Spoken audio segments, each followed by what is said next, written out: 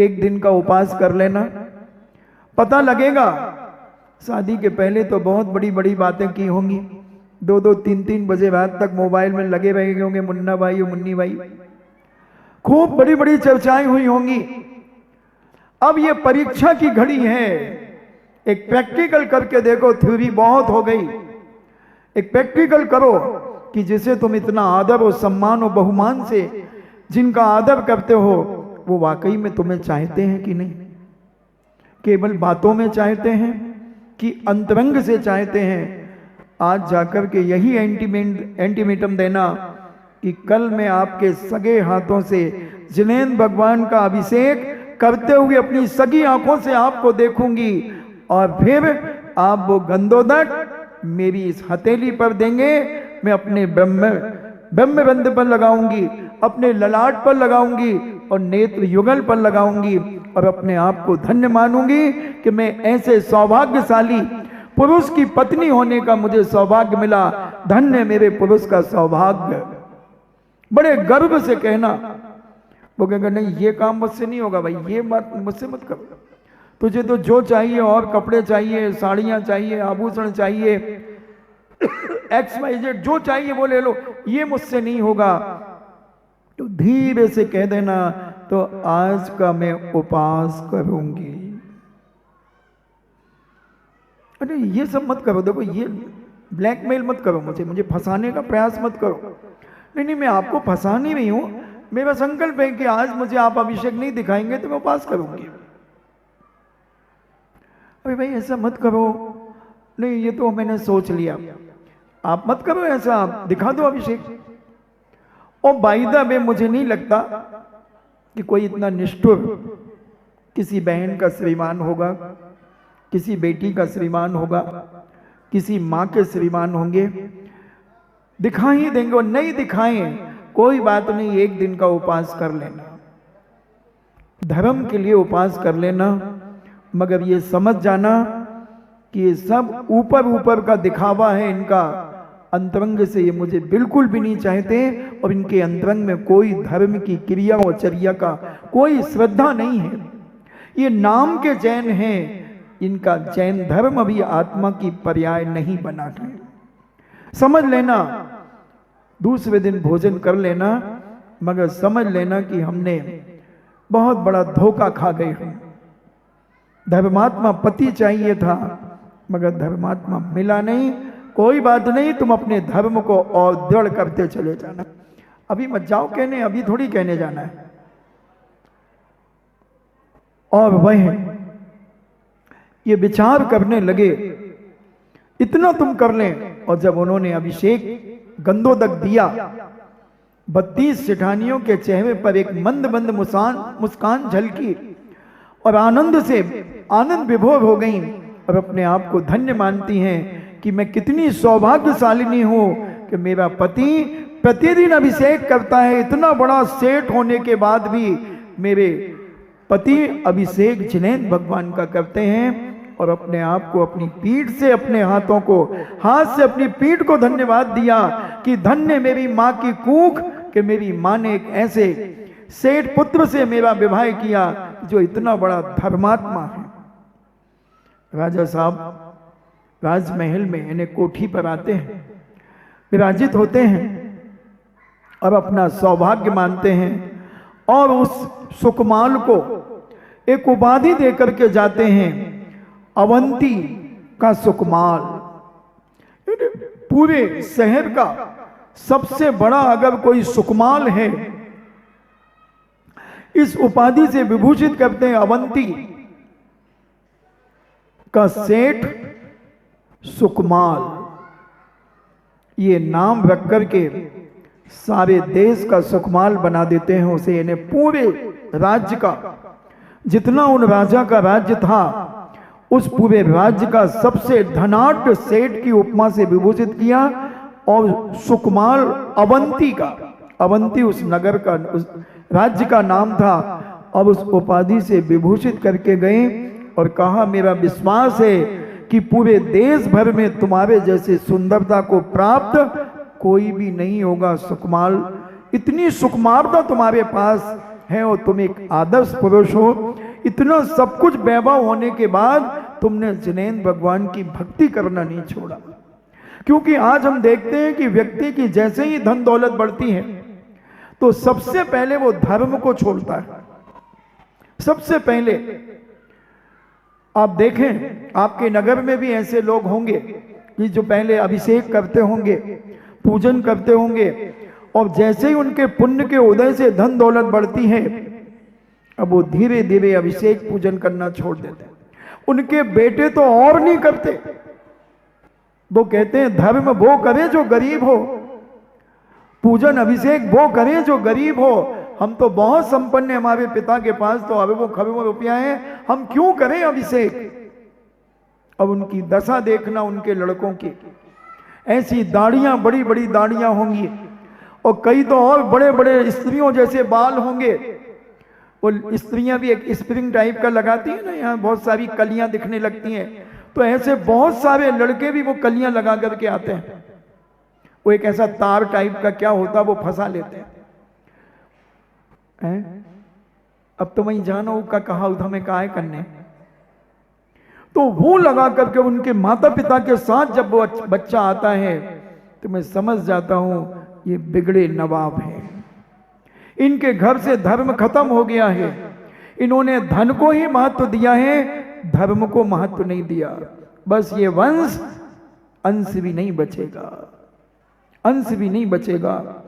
और जल कीड़ा आदि करने के बाद अभिषेक के बाद राजा विदा मांगता है और बार बार अपने राज दरबार में चर्चा करता है, मंत्रियों के बीच बैठ करके चर्चा करता है कि कितना पुण्यशाली है ये जीव।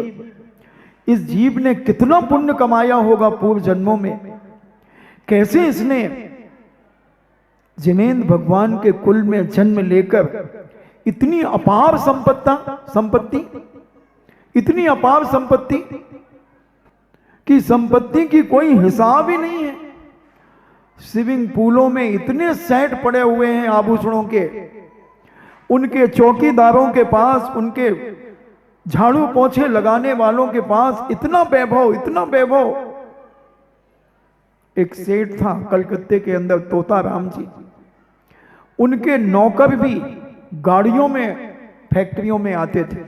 उस सेठ का संकल्प था कि मेरा नौकर भी गाड़ी में चलेगा। तो कुछ ऐसे पुण्यात्मा जीव होते हैं और बिना पुण्य के बंधुओं कोई चीज प्राप्त नहीं होती है। मेहनत कितनी भी कर ले आप। बहुत सारे बच्चे आते हैं, महाराज जी सीए में 3 साल से फेल हो रहा हूं, 2 नंबर से, 5 नंबर से। तो हम कहते हैं भैया सीए में तो लक चाहिए, पुण्य चाहिए, मेहनत। पास तो सब हो जाते हैं, मगर जो परसेंटेज, जो रिजल्ट निकलता है उसमें तुम्हारा नंबर क्यों नहीं आता, इसके लिए पुण्य चाहिए। बोले महाराज जी पुण्य से क्या होता है। हम कहते भाई साहब बाहर हो जाओ कमबे से, अब तुम जिंदगी में कभी सीए नहीं बन सकते। तुम धर्म पुण्य का अपमान कर रहे हो। बिना पुण्य के आज तक किसी को कुछ नहीं मिला, कुछ नहीं मिला बंधुओं। और राजा अपने मंत्रियों से विचार करता है, कितना पुण्यशाली जीव है ये, क्या किया होगा इसने पूर्व जन्मों में, कैसा साथी से पुण्य इसने कमाया होगा। तब उस नगर में एक मुनिराज आते हैं और राजा पूछता है कि महाराज की जय हो। महाराज हमारे यहां इस अवंती का नगर सेठ ऐसा कौन सा साथी से पुण्य उसने कमाया, पूर्व जन्म में ऐसा क्या किया। तब महाराज कहते हैं सुनो, ये वही व्यक्ति है नागश्री का पिता सोम शर्मा। ये जन्म से जैन नहीं था।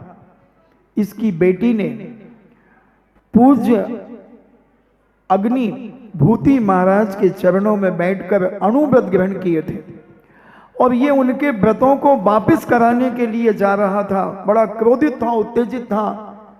मगर बेटी ने रास्ते में ऐसे कुछ दृश्य मिले, उन दृश्यों के बारे में जब पिता से पूछा तो पिता ने जानकारी लेकर के बताया कि इसने हिंसा की थी, इसने चोरी की थी, इसने झूठ बोला था, इसने कुसील किया था आदि, तो इनको ये पनिशमेंट, ये दंड मिल रहा है। तो बेटी ने कहा पिताजी हमने भी तो इसलिए यही नियम लिए हैं कि हमारी ऐसी दुर्गति ना हो। फिर भी इसने मुनिराज की निंदा की, मुनिराज के लिए अपशब्द कहा कि तुमने मेरी बेटी को व्रत क्यों दिया।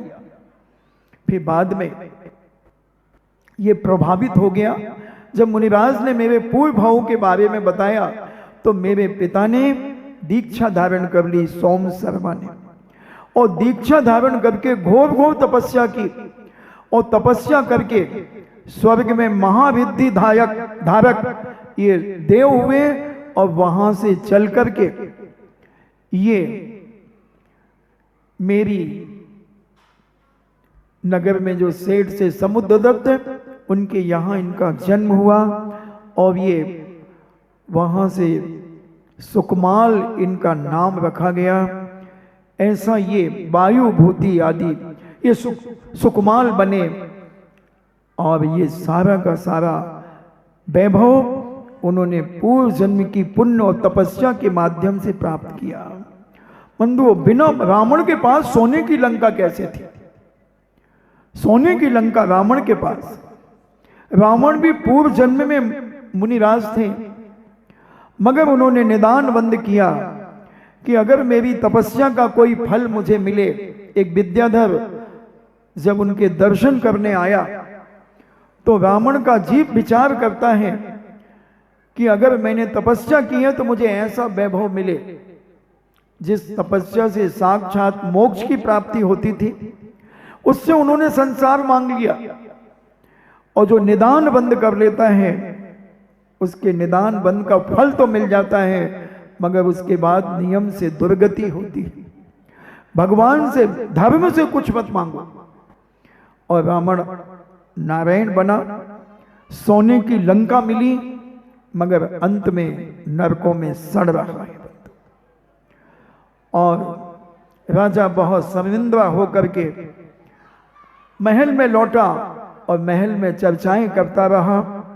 सज्जनों को चाहिए कि अगर धन दौलत धन धान्य आदि से संपदा से संपन्न होना है, पुत्र मित्र सारे के सारे सुंदर चाहिए, स्वास्थ्य सुंदर चाहिए, तो हमें धर्म को अपना आत्मा की पर्याय बनाना ही पड़ेगा। इसके बिना हमें कुछ भी प्राप्त नहीं होगा। बंधुओं, 2 मंजिला 3 मंजिला 4 मंजिला मकान भी पुण्य के उदय से मिलेंगे, नहीं तो झुग्गी झोपड़ी मिलेगी। बिना पुण्य से आज तक किसी को कुछ नहीं मिला। ऐसा जिनेंद्र भगवान का उपदेश है, जिनेंद्र भगवान का कथन है। और ऐसा सुकमाल पूर्व जन्म में महान पुण्यशाली जीव, और वह सारा का सारा वैभव उसके लिए कुछ नहीं था। सारा देख रेख मां करती थी, यशोभद्रा। सुकमाल तो अपने आप में मस्त रहते थे।